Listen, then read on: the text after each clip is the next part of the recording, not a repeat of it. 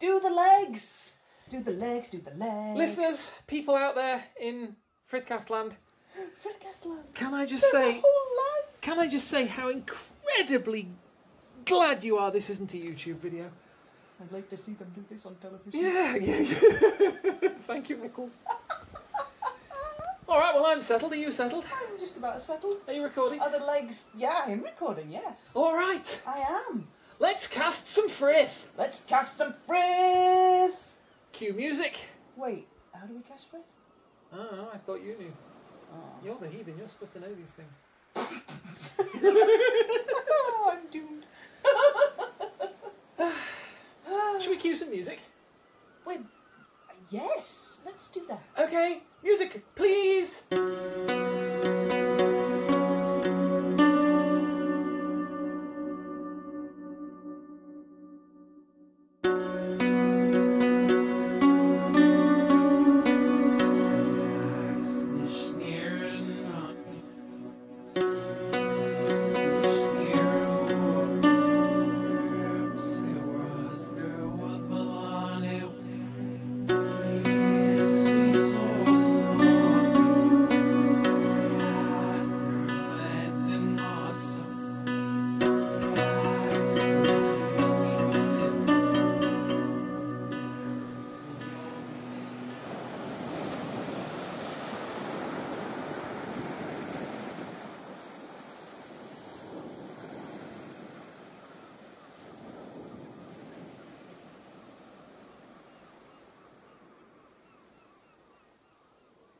There's music. Wasn't it good? I'm impressed. Ah. Yeah. Well, right. Well, Right, well, shall I start us off? I think that would be jolly lovely. Welcome to episode 21 of Frithcast. We're an adult. We're an adult. We're an adult. We made it. We made it. We can do adulting now. It's beer and chips all the way from here on. Oh. So that's adult. Yeah, let's not do adult. Let's do not some that. Frithcast. Let's do instead. some Frithcast instead. Squidge in round the virtual campfire, which is definitely not our kitchen. It's not a campfire tonight, though, is it? Is it not? No. I thought we had a campfire on the shore tonight. Listen.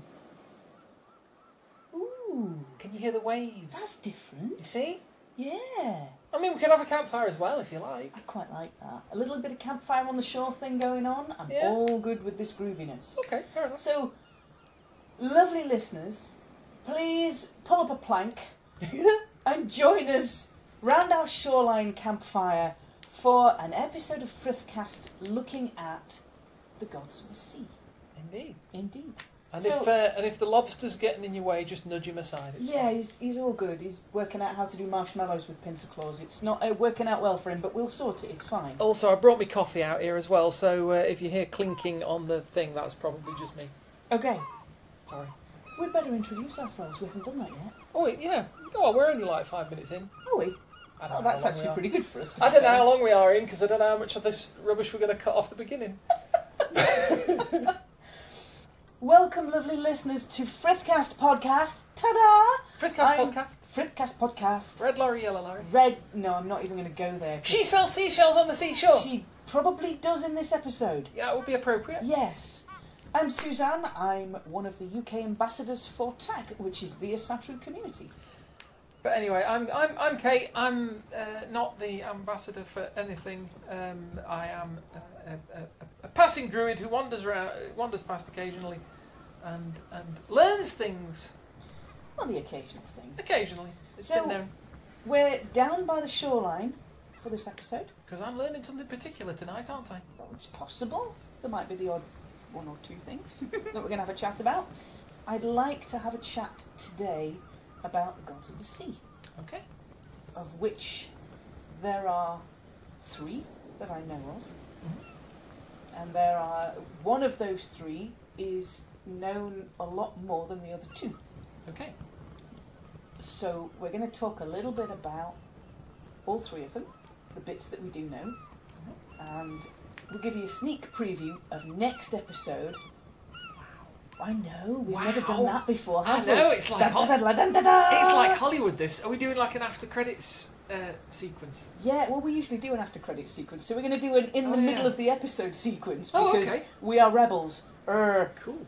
And we rebel. We do. We do. Woman's place is in the rebellion.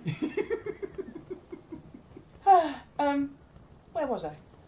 In the sea. The sea, yes. So we thought it would be a lovely day for us to roll up our respective trousers and go and have a paddle. Yay! And learn about... Can we build sandcastles? We can, possibly. Okay. We might have to build sand-long houses. Is that a cultural thing? Building sandcastles? I mean, say this goes out worldwide. It does. It does. Well, it kind of does, Well, I suppose. We sort of... It in theory goes out worldwide. It's on the internet, Which is quite so- an unnerving thought. It's on the internet, so like anybody can get hold of it. I'm curious. Does everybody build sandcastles, or is this just something you do on a dreary afternoon in Grimsby? Not that I'm saying there's anything wrong with Grimsby. Grimsby is lovely, I'm sure. Never been. Yeah, there's a reason for that. Sorry, Grimsby. We love you, really. We do. We do. So yeah, lovely listeners, please tell us if you are somewhere else other than in the fabulous UK at the moment. The fabulous UK. Well, slightly damp and dreary UK at the moment. Big it up, Duck. Big it up. I'm bigging it up. I'm going at it. It's, yeah, fine. Please tell us at some point in the commentary to follow whether you build sandcastles. Because we kind of need to know. We do. We have raised a thing now. It suddenly became a big concern of mine. Yeah. Anyway, now, you mentioned that there were going to be 3 gods we were going to discuss of an oceanic Yeah, kind of have nature. a wander round. Now, I know a few already. Go on then. I know Poseidon. Poseidon is a bit awesome. He's got the whole trident thing going on. Indeed. He's not going to be one of ours tonight. He's not. I know Neptunus. Also Or Neptunus. Neptune. Yes. Who is basically Poseidon, but with a Roman accent. Yes. I give thanks, mighty Neptunus, for assisting me to make this crossing, so I build you this shrine. Indeed. Ta-da! Yeah. Here's a rock with your name on it. A Ta-da! rock. A rock. A rock. Rock. What Sorry. did you think I said? Wok. Oh dear. You know, one of them big pans? Here's a rock with your name on I it. don't know, he might be doing shrimp or something. Roadside rocks. He's just... He's the god of the sea. He's got...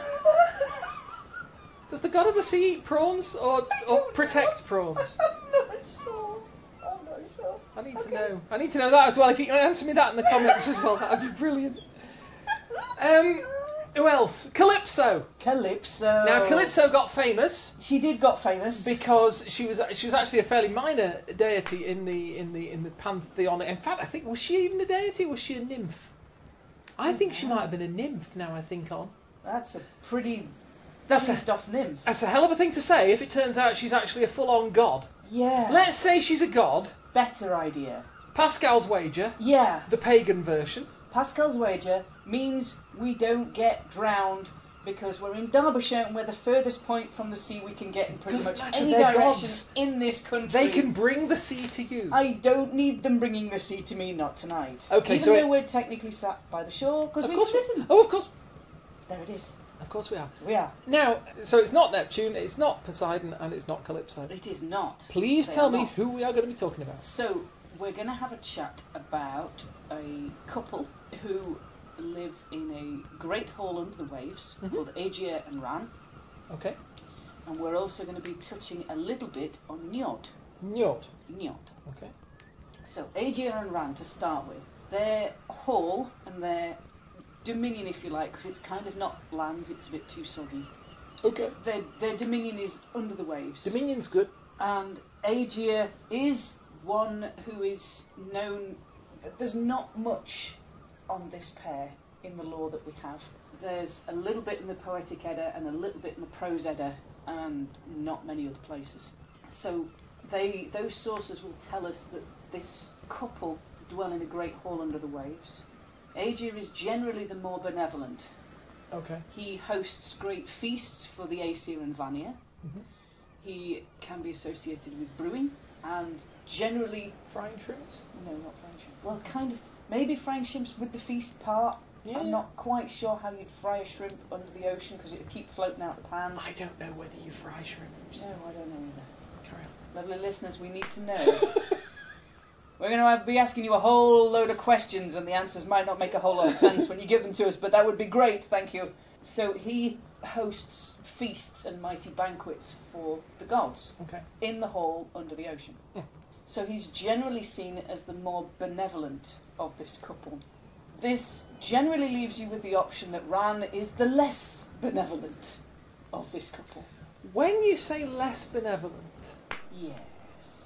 are we talking prone to, ignore you when you're in a bit of trouble, or are we talking downright sadistic? We're talking of a lady who will receive those who were drowned. Okay. And in some illustrations, she's shown as throwing her nets up to take sailors off the boats and drag them under. She takes people who are going to drown anyway. So in that sense, a psychopomp, seeing people over to the other side, that sort of thing, or I'm not sure I would class her as a psychopomp. To be fair, if you look at the Poetic Edda, there's a description where it says if you escape sea perils, it's actually literally translates as you are escaping Ran. Okay. She's a kenning for sea perils. And the sea itself is, in the Prose Edda, it's called Ran's husband, or the land of Ran, or Ran's road. So it's all connected with her domain, her dominion. Okay. That couple have 9 daughters, who I'll come on to in a minute. There is a lovely piece that tells you a little bit more about Ran, and it's got these kennings. We've spoken about these before. These are ways of saying something that bring other associations in to it. They layer meaning. They give you that depth of meaning into things. They're sort of metaphorical pictures of what you're talking about. Yes, they're like two geeks talking in quotes. You bring layers of things into your conversation and associations because through that shared understanding of meaning. So the kennings that get used, especially in Norse poetry and in Norse prose as well, are full of these metaphors for things. So they're full of these layers of meaning. So this is from the Skaldskaparmal, and it's talking about Ran as goddess of the ocean. Gymir's wet cold spay wife wiles the bear of twisted cables, oft into Aegir's wide jaws where the angry billow breaketh, and the sea peaks Sleipnir slitteth, the stormy breast rain driven, the wave with red stain running out of white Ran's mouth. And that was really tricky to say. Yeah. There is a whole lot of alliteration in there. Good going, yeah. Yeah, thanks. So she receives those that have drowned, and the last bit of that poem was talking about the wave with red stain running. And this is the wave, the water after a battle at sea, where the water is red. I've got the red water image in my head, yeah. The 9 daughters of Aegir and Ran, they're often seen to be types of waves or spirits of waves. They have been known as the 9 Scary Brides. Scary Brides. Which I love. I like that. So you have the one through which one can see the heavens, referring to the transparency of water. Okay. The pitching one. Yeah. Riser, frothing wave, welling wave, billow, foam fleck, cool wave, and bloody hair is the last one. Again, referring to that red, blood. Yeah. Red waters. Okay. Abatha, Bagatha, and Tabitha. Agatha, Tabitha, and Bagatha. Oh, I'm sorry. Yeah, Abatha. Yeah. So these. I died horribly. So these are the 9 daughters, the 9 spirits of wave that the Vikings would have known, and these are the daughters of Aegir and Ran. Okay. So this is the benevolent ocean, the ocean that will bring you fish and livelihood and let you travel in smooth crossings across new lands, fried shrimp, and the not so benevolent ocean, the harsh mistress, who is one that cares not. Potentially likely to actively try and drown you. So these are 2 of the deities associated with the sea, and they're 2 sort of huge aspects. So they're 2, surprisingly, they're not Vanir, they're not nature spirits, they're Jotun. Oh, wow. Okay. But the gods still go and feast with Aegir at his table. How? You see, I want to say how did that work, but I know it's a lot more complicated. It's because I sort of tend to think, I think about the Aesir, the Vanir, having had their own spat before. Yes, we're going to come on to that in a minute. Kind of sorted it out, as we'll come on to in a minute. But I always think of the Jotun, I forget what the plural is. Anyway, never mind. Many, lots. Many Jotun. One too many lots. I really ought to look that up. Anyway, doesn't matter. But I always tend to think of the Jotuns as being sort of, mortally opposed. Yes. To the gods. I know there are a couple of cases. More than a couple, but yes. Well, that's the thing. You see, it's complicated. I saw it as a bit of a rare thing, but then when, first of all, I learn about the trickster. Yes. Who is of Jotun stock. According to some sources, yes. Oh, right, okay. All right. Some sources. We've got Thor's mother was a Jotun. She was. So it's complicated. Yes. So now we've got got into the complicated where we've got complicated also going on under the sea. Under the sea. You had to wait till I had a mouthful of coffee to do that. If I can't do Sebastian when you've got a mouthful of coffee, I can never do Sebastian. Okay. There's a line about it being better where it's wetter. I wasn't going to go there.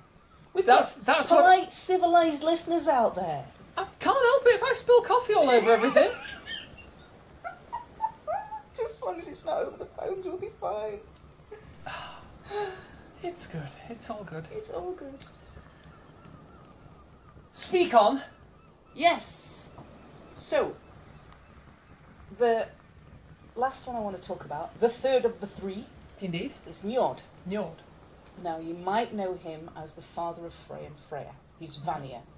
And when you were talking about the Aesir-Vanir war, that wee little spat, disagreement, spirited discussion... I was trying not to make too big a thing of it. It was a big thing, but yes, that wee little spirited discussion that... Putting it behind us, all that. Yeah, all that kind of, peace in our time. Indeed.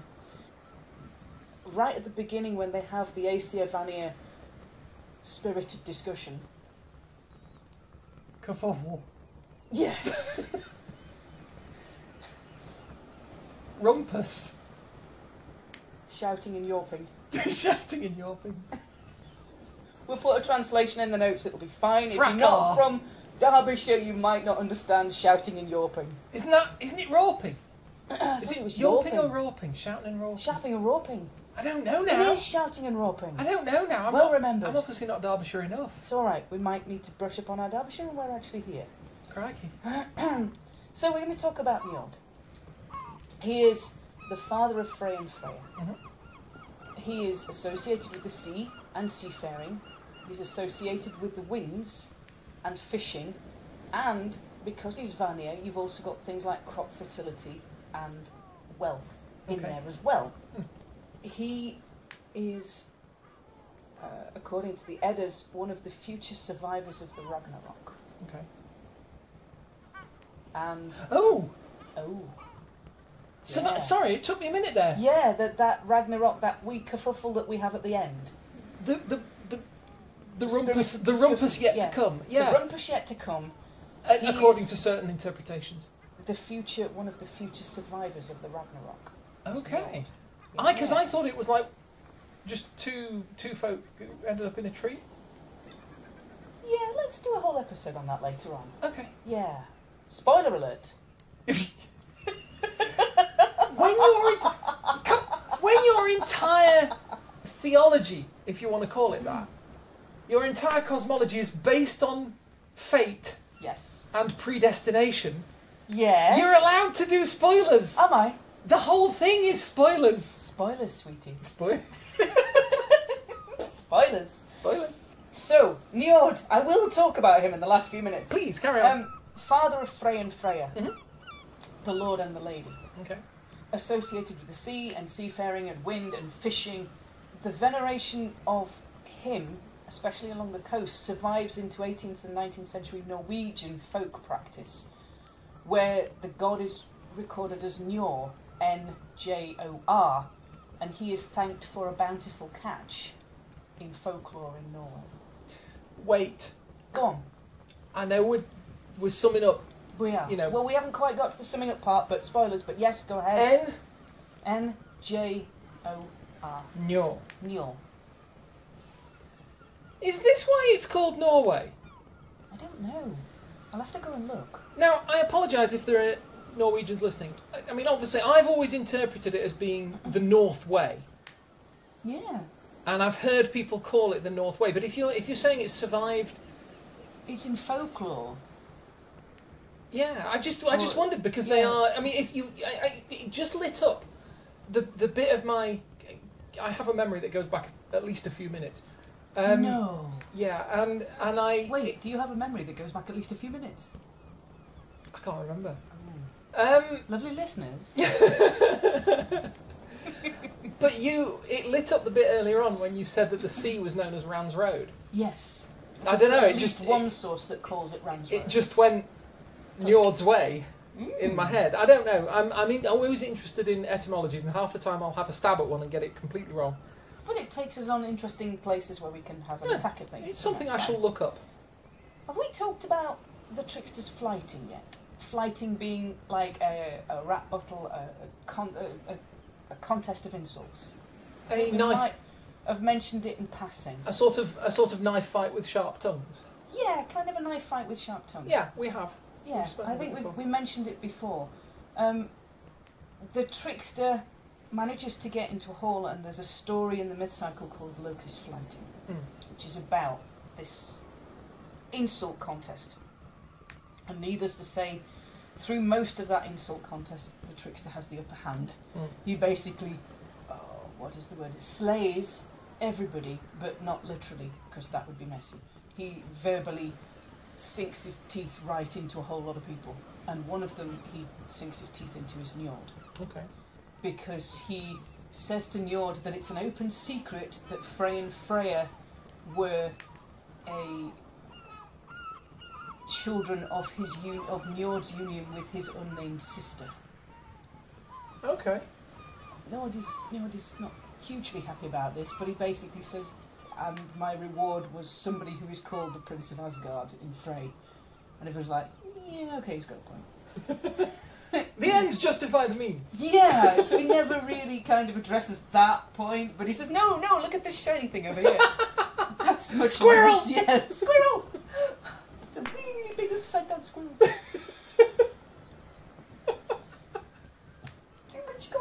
I'll be fine. Look, tell me, stop interrupting yourself and tell me about Njord.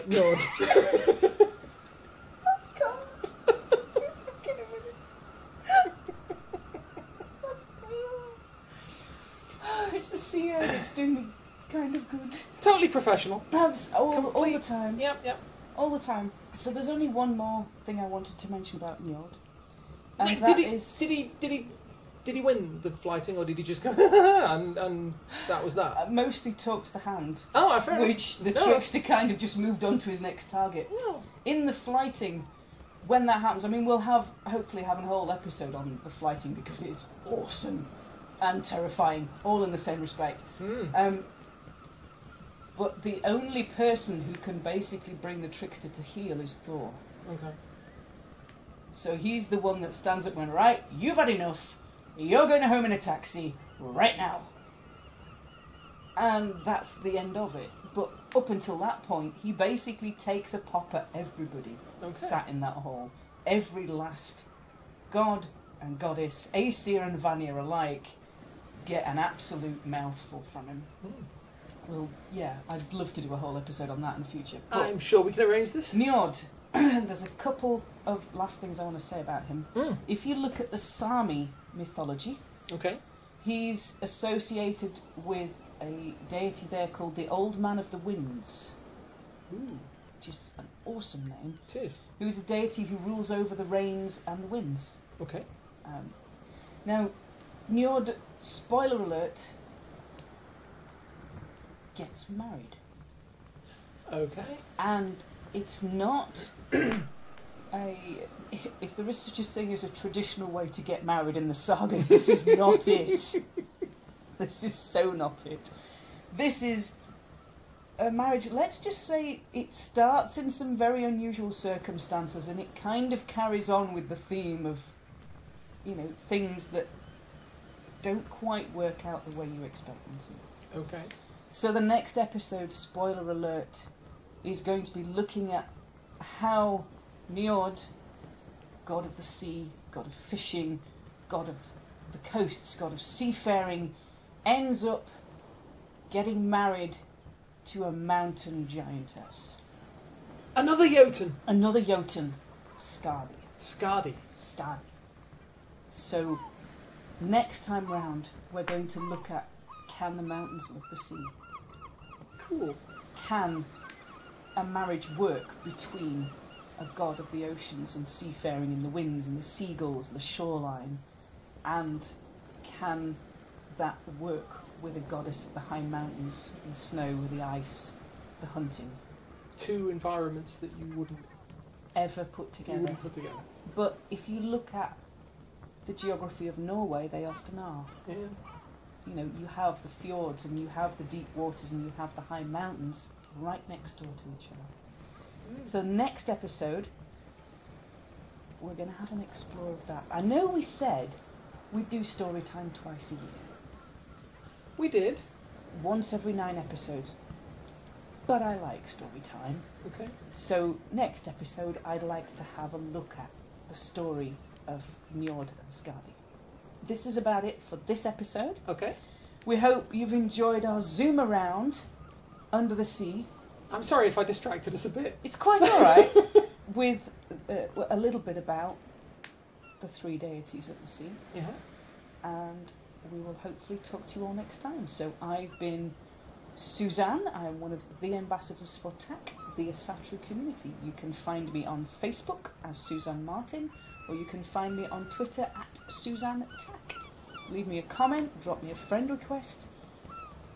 It's all good. Whatever you feel like, basically. Yeah, it's all good. Within reason. Yeah. Some of the answers to the earlier questions would be great. I'm going to go look them up. Yeah. I just can't remember what the questions are, so No, I might have to play this back and then... We can't do that, we'll know what we said. 42. And I'm Kate, and if you've got no better to do and you want to find me for any reason, probably the best place is my excuse for a website, which you'll find at glassrain.net. All my social media profiles are linked from there. Yeah, so we will, lovely listeners, leave you with the sound of the waves and the girls, and talk to you all next time. Oh yeah. Bye-bye. Bye-bye.